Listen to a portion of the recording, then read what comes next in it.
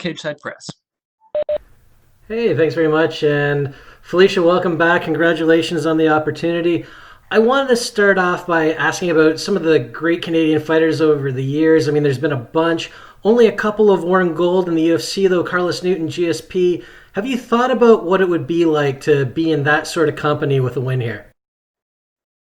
Yeah, it's kind of crazy to be like I've been telling everyone. People keep putting me in the same sentence as GSP this week, and it's pretty awesome. So I'll kind of bathe in that glory after I get the belt, so I know I have a job to do first. But it is the idea of being in that great company and being able to hold the belt up and have a whole nation stand behind me is pretty awesome. The poster for UFC 250 actually has you and Amanda sporting national colors, Brazil versus Canada kind of feel. Are you a fan of that? Is it extra motivation, or do you try and take this as just any other fight?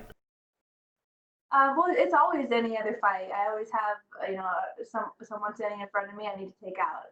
But it is a really cool. I love the poster. I think it's really cool.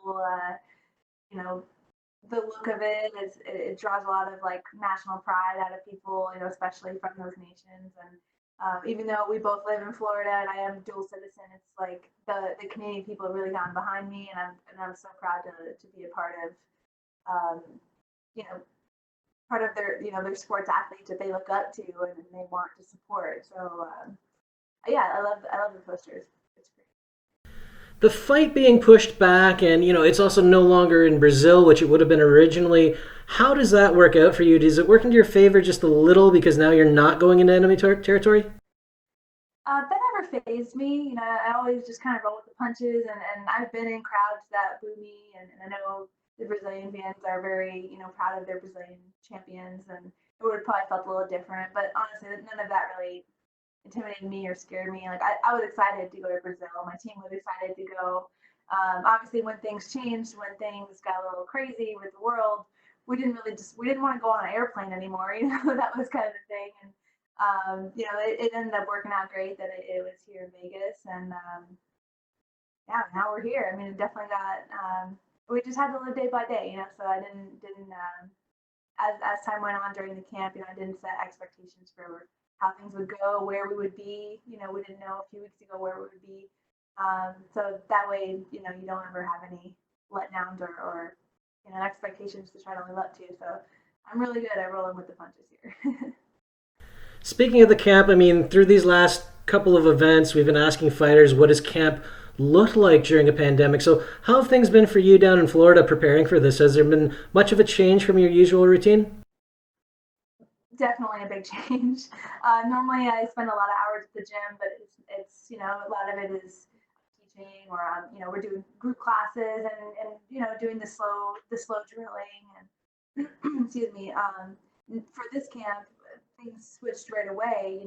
Everything was closed, but I did have access to the gym privately. With behind closed doors. I had two training partners that my team, we talked and kind of picked the ideal people to work with to get ready for Amanda.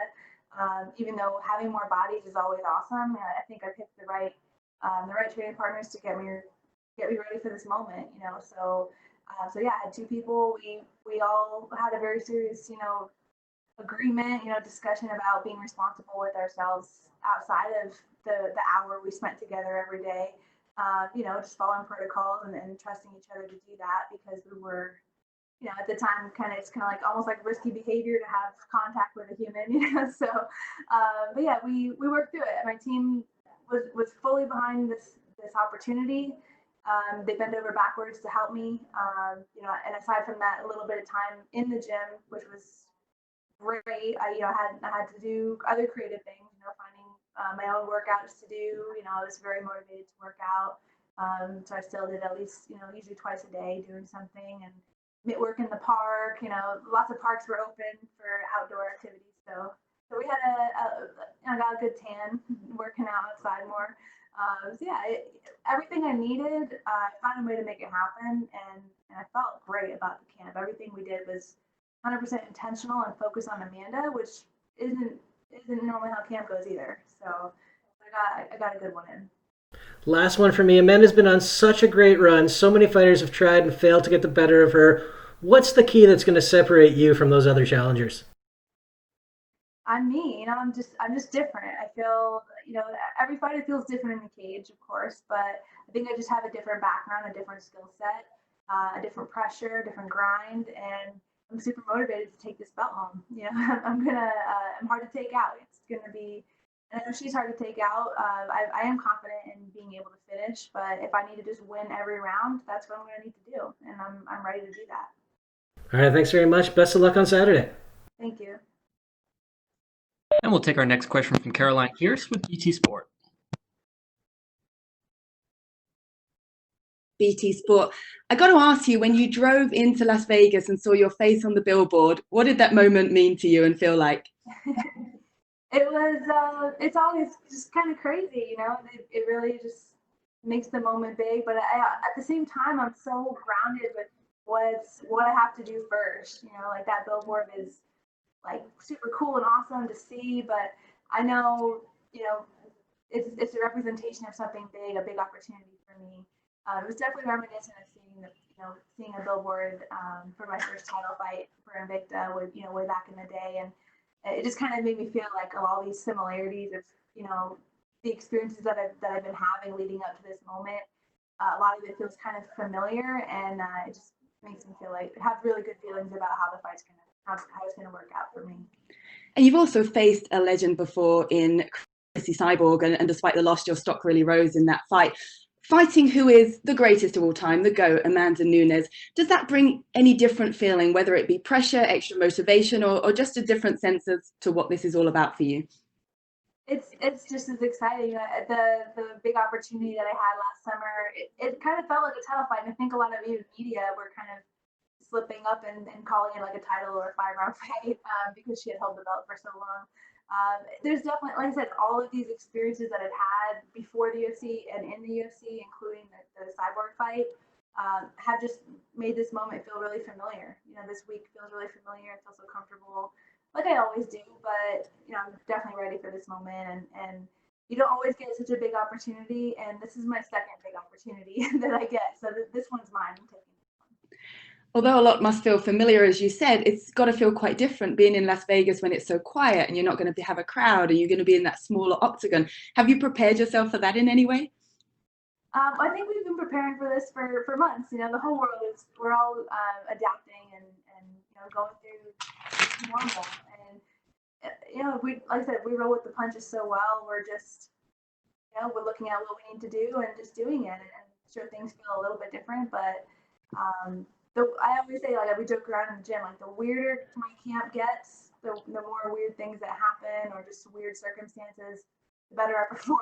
So like if it's weird, I'm okay with it, and I'm gonna embrace the no crowd. I'm really gonna everything about this camp and this event and this fight week. I'm just embracing it and just go with it. And it's hard to say that there's any holes necessarily in Amanda's game. Obviously, she's at the top for a reason. But have you identified ways in which you feel is the best way for you to get the title, for you to raise your hand on Saturday night? I think I just adapt. I can adapt to every moment, and I'm ready to.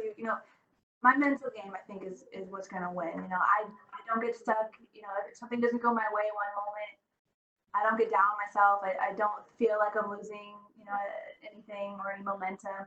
I definitely just take every moment of the fight as a fresh start if I need to. I feel so confident that even if something doesn't go my way, I'm gonna be fine. I'm gonna be able to switch things up. I'm gonna be able to adapt and use my pressure, my grind, and take it where I need to take it.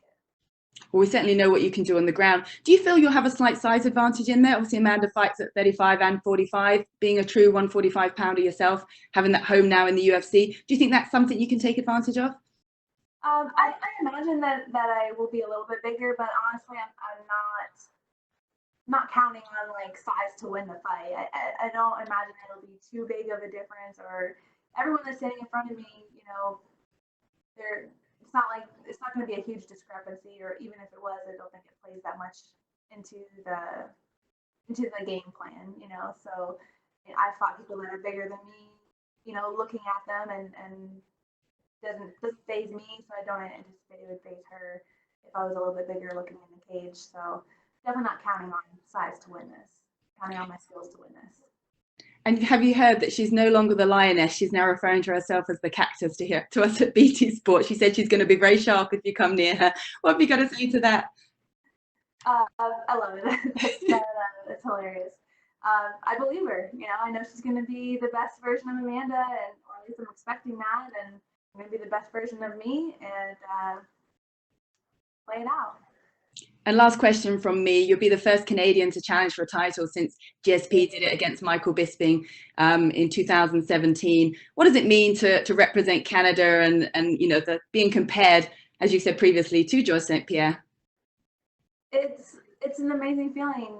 Like I said, to have a whole nation of people feeling like they're all behind me, messaging me and just throwing the flag up with me, to represent. So I'm definitely honored to be in this position and lucky to have the support that I have. So yeah, I mean, there's nothing I can really say other than I'm just like humbled, but also super, motivated to make everyone and myself, just believe in me. Well, we're excited for this opportunity for you and can't wait to see you go to work. Best of luck. Thank you. And we will take our next question from Gabriel Pangalangan with Dojo Drifter. Hi, Felicia, how you doing?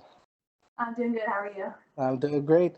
So you've been pegged as a sizable underdog in this fight, but do you enjoy the underdog status, and do you think it relieves any pressure in any way going into the fight? I love underdog status. I definitely, I hope I'm always the underdog in a way. It's just nice to know what you're capable of, and hopefully on that night, bring it out and execute what you can do. And in this case, being such a big underdog, hopefully shock the world. Yeah, so you're looking to shock the world, and Amanda is a dominant two-division champion. If you were to beat her, of course, you're aiming to beat her. Where do you think this ranks in terms of upsets in MMA? It would have to be a big one. I feel like it would be on a lot of people's lists, maybe like top 5. It's hard. I haven't really given it much thought on the upsets in history. But I know it would definitely be up there for a lot of people. I feel like for like the people around me and the people who support me, it might not be a surprise, but for a lot of people, it will be. Yes, we've seen it before when dominant champions have their opponents mentally beat before the fight even begins. Where are you before this fight mentally? I'm great. This is just like every fight. I know the stakes are higher, but every fight is the biggest fight coming. Like even my last fight, that was the biggest fight of my life coming up, because if whatever happens in that fight is going to determine the future. So for me, Amanda is another human being standing in front of me, and I always believed that I would not be fazed by big names or anything like that, and I proved it to myself. I proved it to the world. I think last summer, I truly was not fazed by a legend standing in front of me. So I'm honored to stand in front of a legend. Grateful for the opportunity, but I'm not fazed by it. I know it's my skills and another person's skills, and we're gonna fight and see who wins. All right, thank you and best of luck. Thank you. And we will take our last set of questions from Gustavo Falden with ESPN Brazil. Gustavo, please go ahead. Hi, Felicia. I wanted to know which one and why do you think it's the most difficult? Solving an algebra equation or solving the problem of beating Amanda Nunes? Depends on the question, I guess. It's I think the skills, and if people don't know, I was an algebra teacher up until last month. The reason why I love to teach algebra is because it's not about the algebra or the math. It's about the mental capacity to see a problem and solve it. And I think it really translates into fighting too. I think I'm a very composed fighter, and when I'm composed, I can see a problem and find a solution. That's where I was talking about being adaptable. I can see a problem, make a change, and do it better. In the moment. So I think it plays hand in hand with what I'm up against.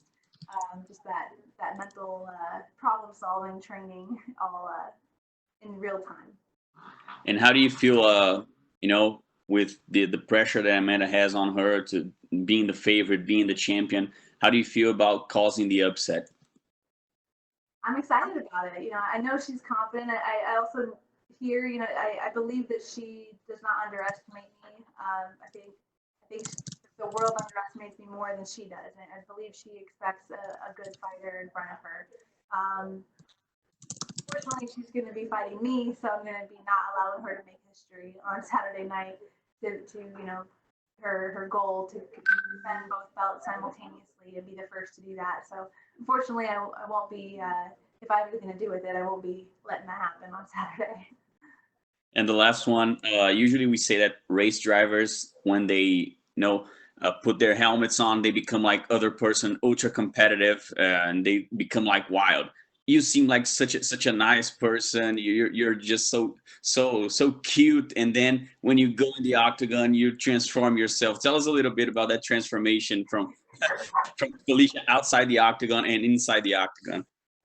I don't think that a great fighter has to be walking around in the street with a mean mug or anything like that. Like I still smile all the time. We goof off all the time, all the way up until the fight. But when I walk out to the fight, I understand that there's someone sitting in front of me that is going to try to hurt me. And then it's not just a sport anymore; it's also survival. It's the survival instinct that kicks in when that cage door closes. And if I don't want to be hurt or lose, that's the sport side of it. But if I don't want to be hurt physically, then I need to hurt her, and the next week I look back and maybe feel a little bad about how things, how, punching someone or ground and pound or choking, it's like, oh, but none of that matters in the cage.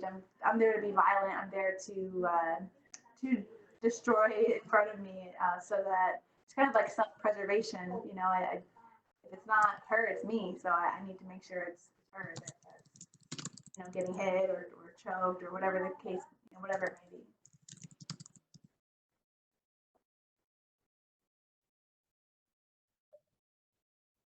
Perfect. Thank you, Felicia. That's all the time we had for you. Cool. All right. Thank you, guys.